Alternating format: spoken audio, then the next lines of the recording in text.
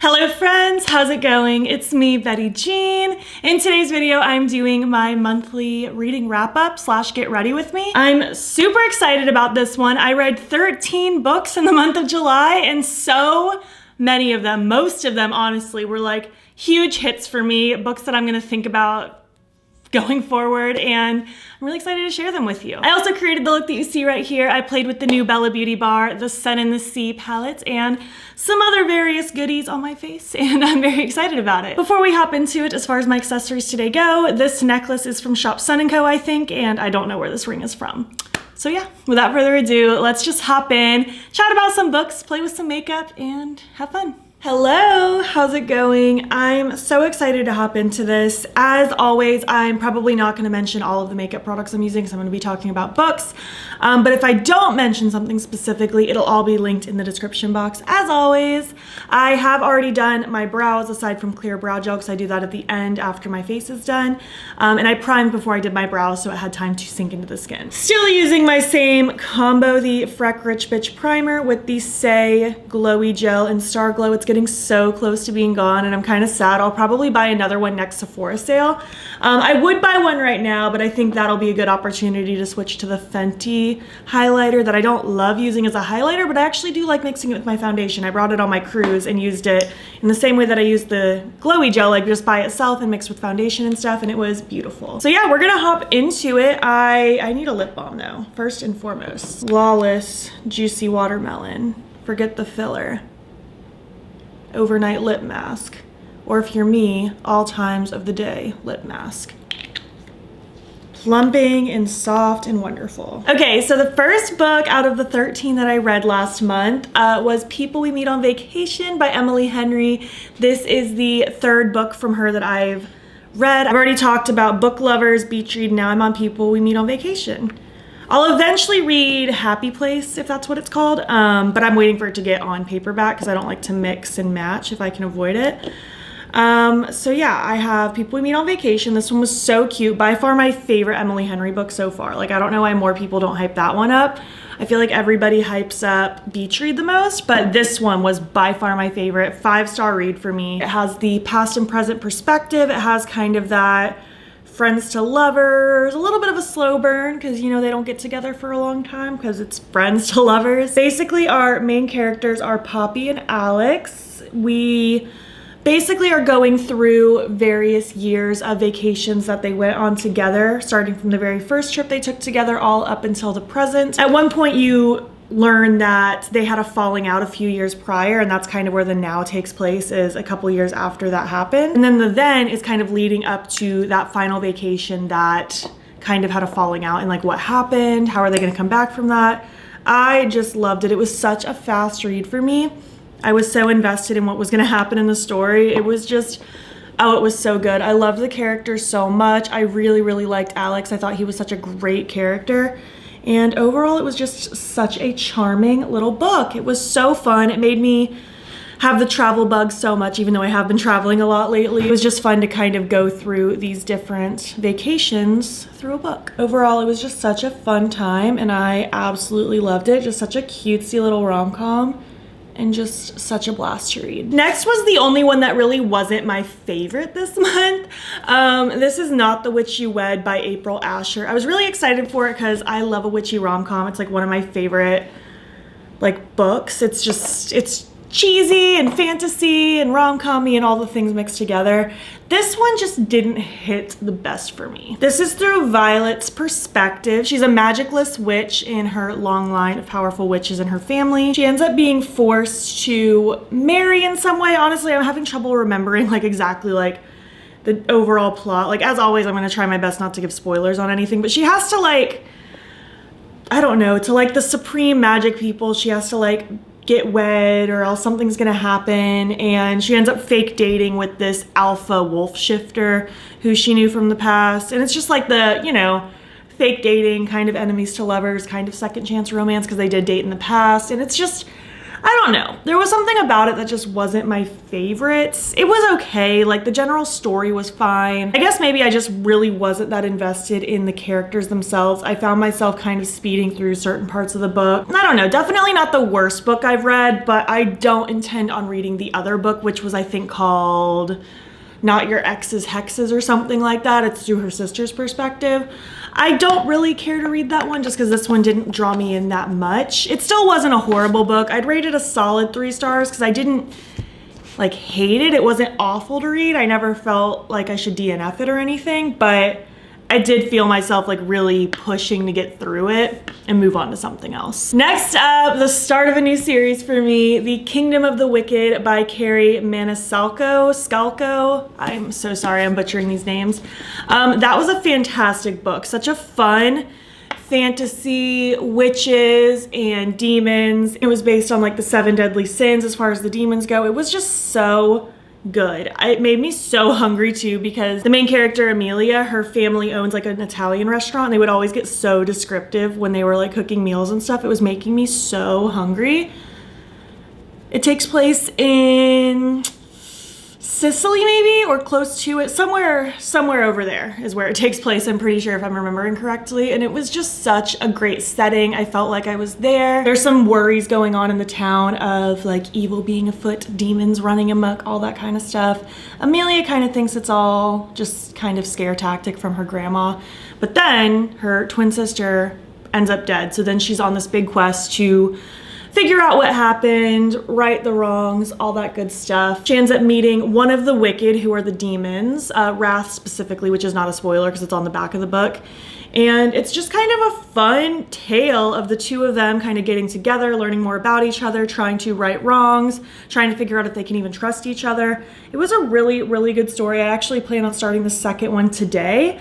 I was gonna read them all last month, but then I just got really invested in a lot of different stories. I didn't read like a full series at all last month. Well, I guess I read a duology last month, but I did kind of skip around with books when it comes to various series and stuff like that. But I'm really, really excited to start that one today. It's a trilogy, so there's 3 books in it, and I'm just really excited to continue seeing where the story goes because the way the first book ended, it definitely leaves you on a, oh my gosh, what is happening?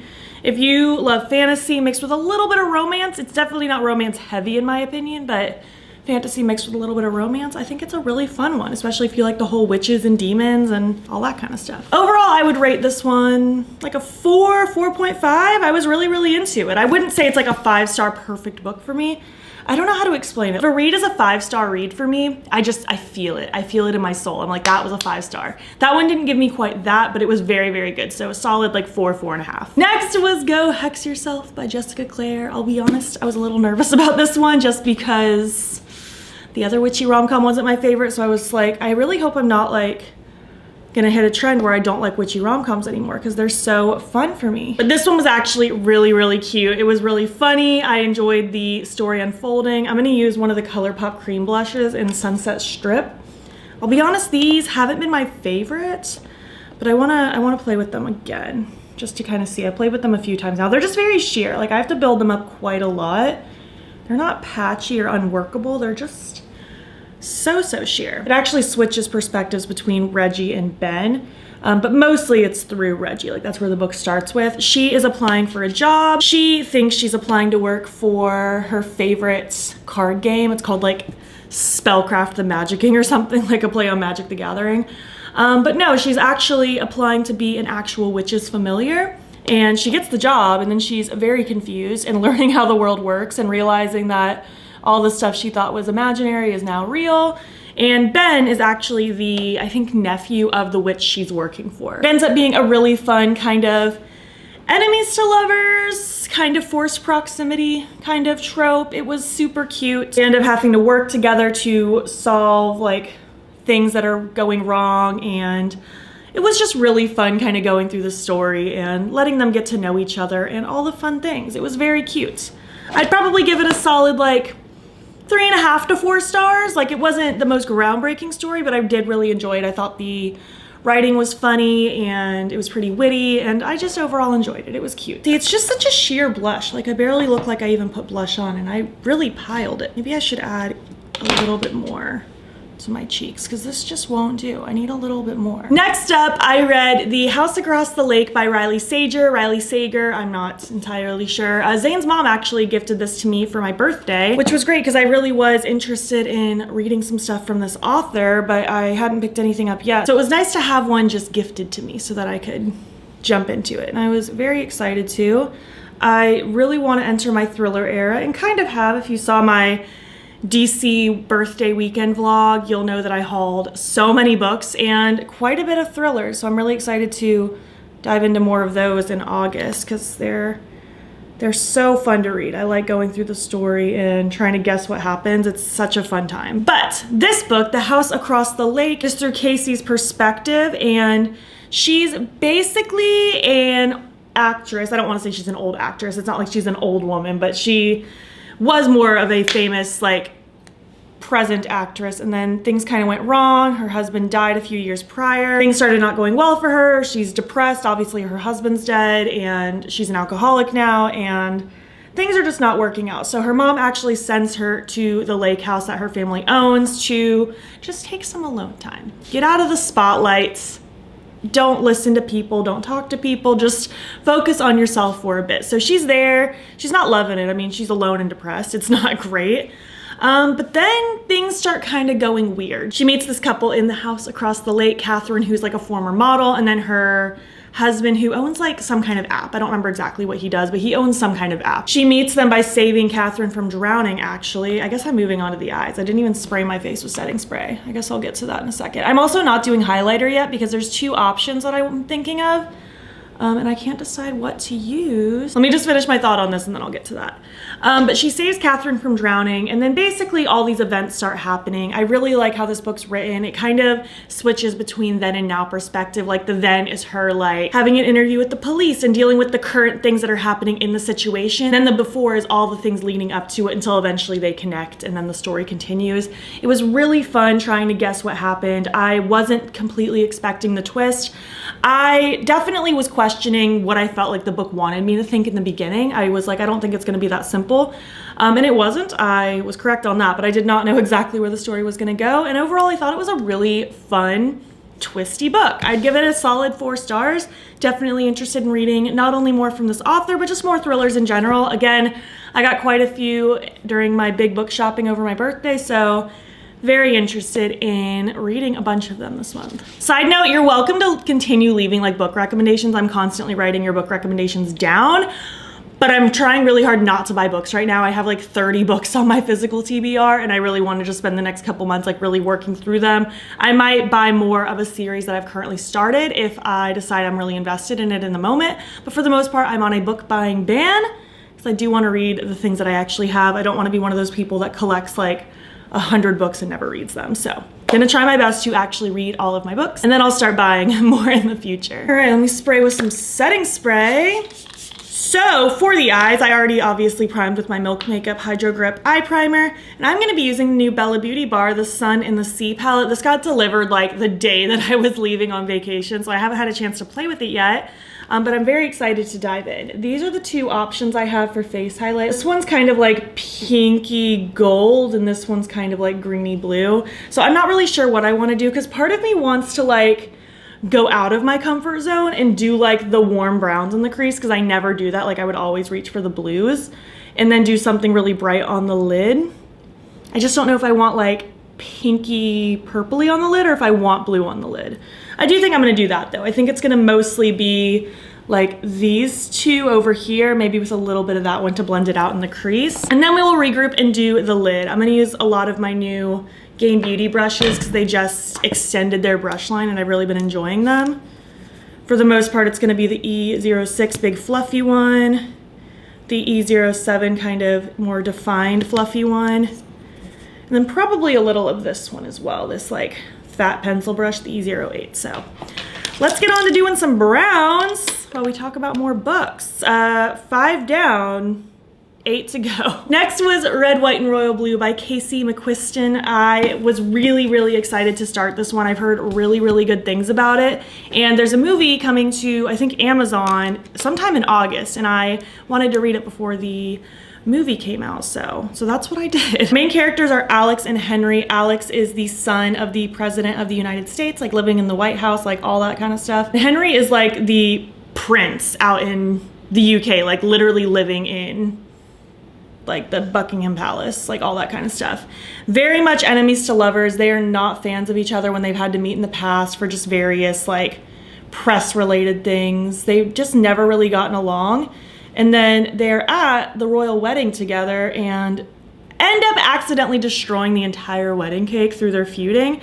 So then their families basically force them to be friends on camera, like pretend that everything's okay for obviously press related things. They don't want word getting out to the public that they actually hate each other. They want the world to think that they are friends. So they start having these staged meetups where they pretend to be friends. They go to interviews together. But then over time, as things do in the rom-com world, they end up deciding they really actually enjoy each other. It starts to blossom into a romance, and then it's just kind of a matter of how are we gonna make this work? Like we're in two totally different worlds, literally across the pond from each other. So it was very, very cute. It was such a cute queer love story, and I really, really enjoyed it. It's not too often you have two male main characters in like love stories like this, so it was really, really cute to read, and I'm very, very excited for the movie. I would rate this one probably a solid 4 stars as well. My only critique is I feel like it was a little long. Like it did not need to be over 400 pages, honestly. I feel like it could have been closer to 350. But yeah, overall it was very, very cute. I really enjoyed it, and I'm very excited for the movie. Next up, I started the Shatter Me series by Tahira Mafi. I really might be butchering that name. I also actually own this Woven Kingdom. My friend Sam gave it to me, and I'm very excited to read that one at some point also. But Shatter Me was really good, kind of a dystopian story mixed with a little bit of romance. Our main character is Juliet, and it starts with her being in prison because she has this very lethal touch where if she touches anyone like with her physical skin, it has the power to kill them. And obviously that's scary and it freaks people out, and she ends up going to an institution to be locked away. I really like the writing style, especially in the beginning. It's very kind of erratic, the way she talks and thinks about things. There's dialogue where it'll be crossed out and then different dialogue will be next to it, which I thought was a really creative way of writing because it has you kind of understanding that like she has different internal thoughts than what she's actually expressing. Overall, it was a really fun story. And then as the story progresses and as she grows as a person, you see that like erratic writing kind of shifts a little more standard in a way. Like she's kind of getting more of a grip on reality. I like the dystopian nature. I liked the world building that was getting set up. It felt very, very could happen to us kind of dystopian. It was just sort of a matter of like, you know, humans have just destroyed the planet for so long and this is kind of where we're at now. And there's this hierarchy that's trying to like make the world amazing, and it's like not good at all. It's very awful and very toxic. I will say the romance that's kind of mixed into it, I just felt like was very rushed and very unnecessary. That's like my main critique with this book. I almost felt like this book could have done just fine without any romance. Like it could have been just a friendship team effort kind of situation, but you know, it ends up being a romance. It just happens very fast and very, very serious too. Not even just the fact that it's a romance, it's just like such a life or death kind of thing. And it's like, whoa, you guys just reunited, like let's calm down. But overall, I did really enjoy it. There's a lot of books in this series, but it's a pretty short read. Like this was a really fast read. Words are written very spaced out, at least in this first book. So it's a pretty easy read, and I'm definitely interested in reading more. I liked the way this one ended, and I'm definitely curious to see where this series goes. So yeah, that's kind of where I'm at. I'd love to hear your thoughts about that book specifically. Like, do you feel the way I do about the romance aspect if you've read it? I would love to know your thoughts. And it had nothing to do with the characters themselves. Like I really liked the characters in the book. I thought they were good, necessary characters for the story itself. I just felt like the romance was a little bit rushed and very serious for what it was. Obviously they're just browns, but I feel like these are performing and blending really nice. And it's very rare that I play with warm browns like this. Like this is shocking that I'm doing this right now, but figured I'd do something a little different. I can only play with the same colors so many times before it gets boring. Next up, we have What the Hex. This is the sequel to the Go Hex Yourself book. This is through their friend Penny's perspective, who Reggie meets throughout her time being a witch's familiar and going through her story.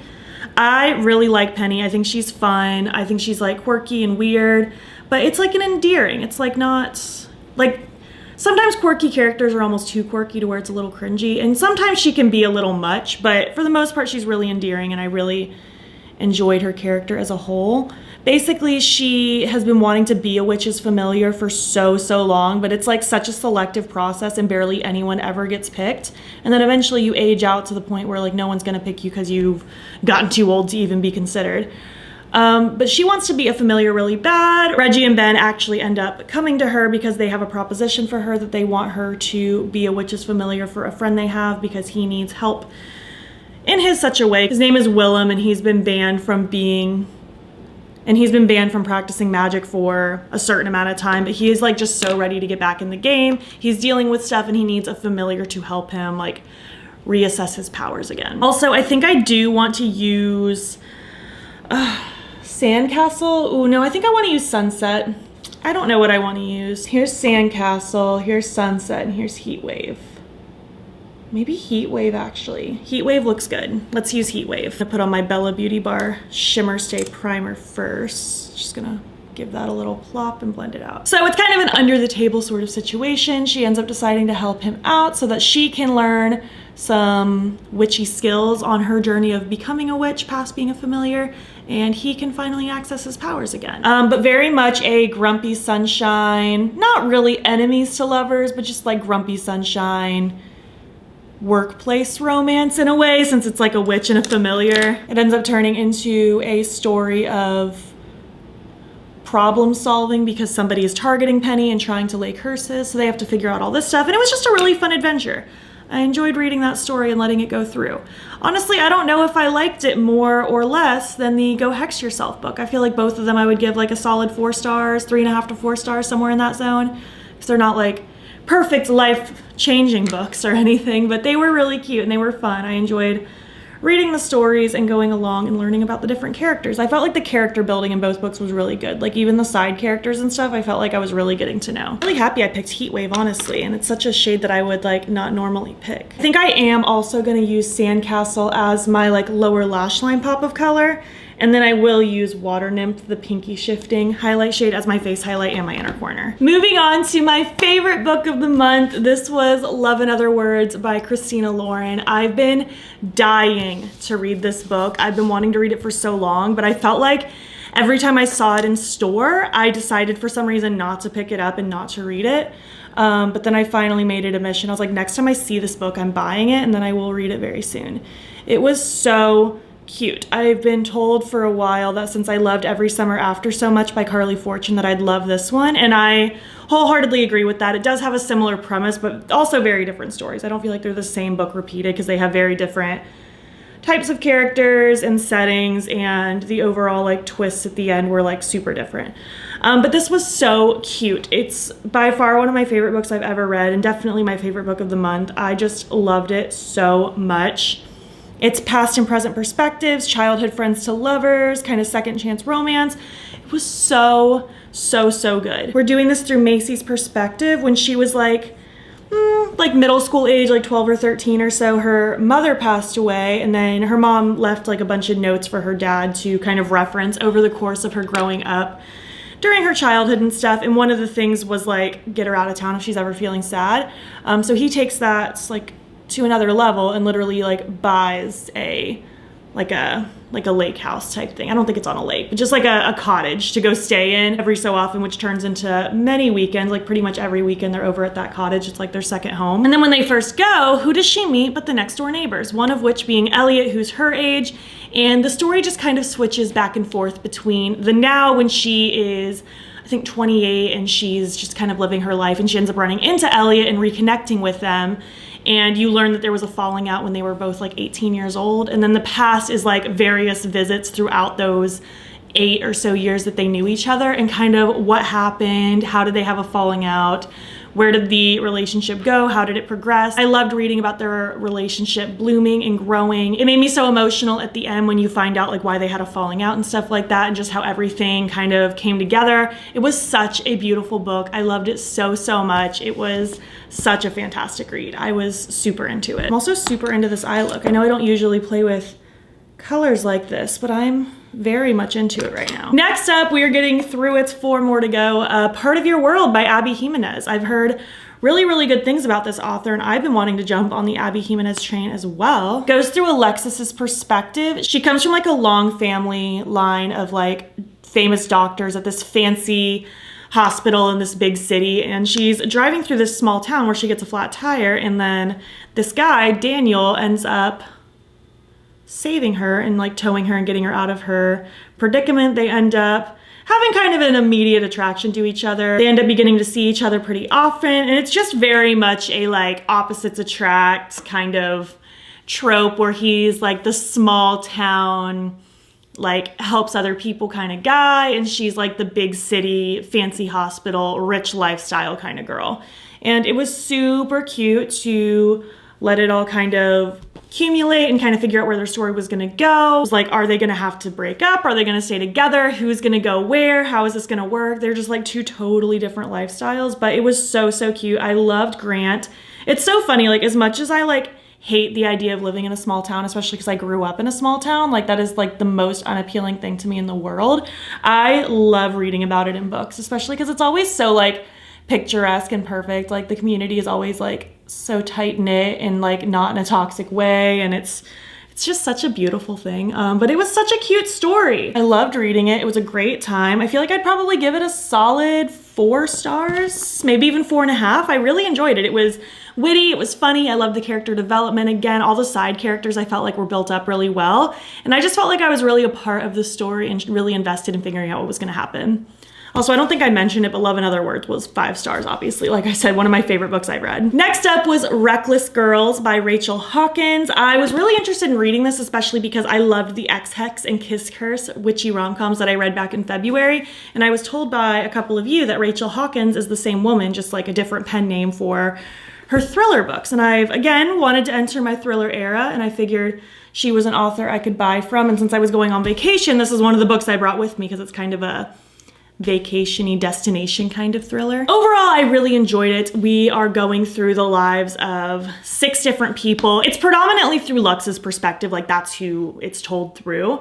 And you're learning about her backstory and where she came from and how she got with her current boyfriend Nico and the traveling that they want to do. They plan to sail around and just kind of live abroad. I need to do my eyeliner and stuff while I'm just sitting here babbling. At the beginning of the book, they're kind of just stuck in Maui because they're dealing with work stuff and trying to save up some money. But then these 2 young 20-somethings, whose names are slipping my mind right now, they end up approaching Nico, trying to hire someone to take them basically to this deserted island for this island paradise retreat. They've been traveling all over the world together, and this is kind of going to be like their last thing, is they wanted to go to this deserted island and live that fantasy for a couple weeks. Which honestly, I cannot relate to that. I don't think I would ever want to like go visit an actual deserted island. That's not really appealing to me. And for context as well, this particular island, Marrow Island, it has a history of being just like bad vibes all around. A big shipwreck happened there. That's where the island was named after. And there's just a history of anyone who's gone there, things end up going bad. There was like murder and cannibalism and just people going crazy, and it's just like not a place you want to go. Like the fish there are deadly, and there's just all these different factors that's like all the red flags are telling you not to go here. But ultimately, Nico and Lux want the money, the girls want to go travel, so they end up all setting voyage to this island. There are 2 other people on the island when they arrive, and they end up kind of befriending them, which you don't really have a choice. Like it's all close proximity. Throughout the story, you're getting little bits and pieces of the backstories of all the characters and kind of figuring out how they all got to where they are, what's kind of their underlying motive of wanting to go on this adventure, all the things. I was very invested in figuring out where the story was going to go. It was a really easy read. I was really interested in figuring out what was happening with these other characters and kind of their backstories and how they all related. But I will say it wasn't very thrilling, you know? It took a long time for like a plot twist to even happen. And once like the main climax of the book started, which was towards the end of the book, everything kind of all unravels really fast. And it was almost like I was scared I was gonna blink and miss something. I decided to still rate this book like a solid 4 stars just because I was very invested in reading the book, and I found myself really enjoying it and enjoying the backstory of the characters. But I feel like it's only because I enjoyed the buildup of this so much. And the way it ended was fine. Like, I liked the underlying message of just like survivalist and stuff like that, but it didn't get to the thriller part until the very end, and I didn't feel like it was that thrilling. So I don't even know if I'd really call it a thriller. I would almost just call it like a literary fiction with some mystery involved. But it was still like a really fun read. I'm still potentially interested in reading more books from her. I would love to hear your thoughts if you've read this book and or other books from her. Like, are the other books kind of the same way where they're just like a dash of thriller, or are they more exciting than this one? And I don't want to say this one wasn't exciting, because again, I really enjoyed the building of the characters and the island and kind of how they all interacted. Like, I did feel this sense of like needing to know things. It's just, I didn't love the way it all kind of rushed at the end, if that makes sense. But I still enjoyed it enough, so I had no choice but to rate it a little bit higher. Next up, It Happened One Summer by Tessa Bailey. This is another author I've been wanting to read from, and again, very vacation vibes, which I didn't realize, but it takes place in Washington, and our Alaskan cruise like started and ended in Seattle. So I was like, I feel like this is so perfect to read while I'm out here. It kind of switches between Piper and Brendan's perspective, but mostly it's through Piper's perspective. It's started through her, mostly goes through her. But she is basically this rich, spoiled, does whatever she wants kind of girly. She has a very rich stepfather. She's like 28 years old, and she just doesn't do anything. Like, all she does is an influencer who just parties a lot. Like, she doesn't do anything. Like, she has like no job, no nothing. Pick out a lip combo really quick while I talk. I want to use the cinnamon lip pencil from Lawless to start with. I don't know which lipstick yet, but I'll start here. But basically she throws this huge party where she ends up getting in a lot of trouble. Her stepdad and mom end up deciding to send her back to Washington. They currently live in LA, where her biological father, who'd passed away when she was like 4, her mom and her sister like grew up, because they still own the bar and apartment above the bar.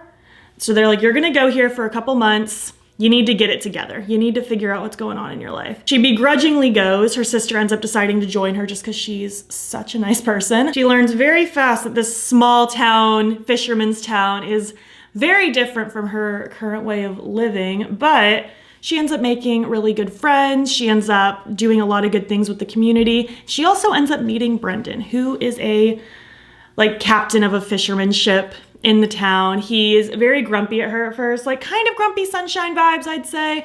Almost a little enemies to lovers, but not really, more so Grumpy Sunshine. But they end up kind of forming a friendship that ends up growing into something more, and it was just such a fun story. Similar to Part of Your World in the sense that it's like they both come from 2 totally different worlds, and it's like, how are they going to make this work? Are they even meant to be together? All the fun things. I thought it was really funny. I thought it was a really cool story. I loved the setting. I loved the side characters. The world building was really good with this. And overall, it was a really cute one. So enjoyed that one. I'd probably give this one also a solid 4 stars. Like I mentioned, this month was like a really good reading month. Definitely interested in reading the other one that is through her sister's perspective. I think it'll be super cute. I really like her sister's character and I want to get to know her more. Side note, I also already did buy the sequel to this one. I forget what it's called, Yours Truly. It's through her friend's perspective. I wasn't supposed to buy any more books, but there was an indie book shop in Juneau, so I wanted to buy a book, and that one happened to be there as I was currently reading it, so that's what I ended up picking. Maybe Cookie, just like this warmer neutral. I think that could be cute. But let's talk about the final book. I'm pretty sleepy today because I stayed up really late finishing this one. Not only for this video, but just because I was also really invested and I really wanted to learn more about the story. But this is The House in the Cerulean Sea by T.J. Klune. I've heard from so many people that I should read that book. And I'm so glad I finally did. It was like a cozy, warm hug. It is such a cozy read. If you need just like a magical, cozy book, like that's the one to do.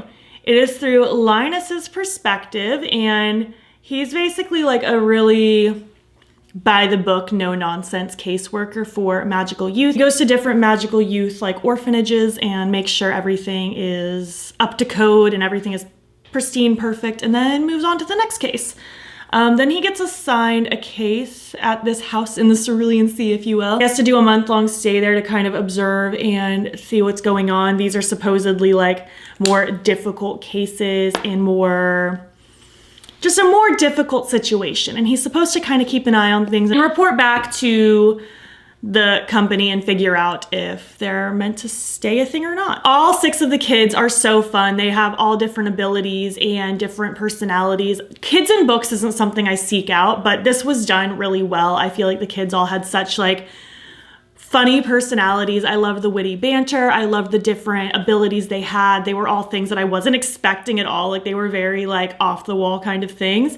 And I really enjoyed that. And then the like owner of the orphanage, so to speak, like the caretaker for all of them, Arthur, was such a cool soul. It was just such a cozy book. I loved like watching the relationships develop between everybody. It was just so cozy and so wholesome, and I really, really enjoyed it. I'd give this one a solid 4 stars as well. And this is my look. I'm not done though. I need to do something with this hair, and I need to get out of my pajamas.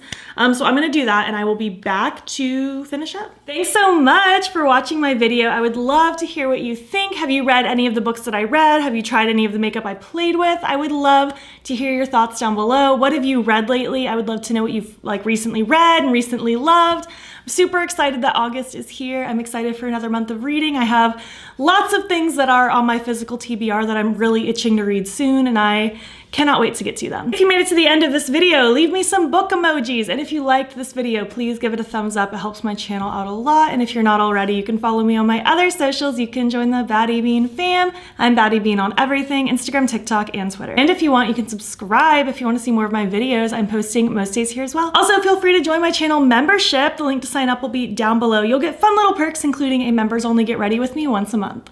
Thank you so much for watching, and I'll catch you in the next one. Okay, bye.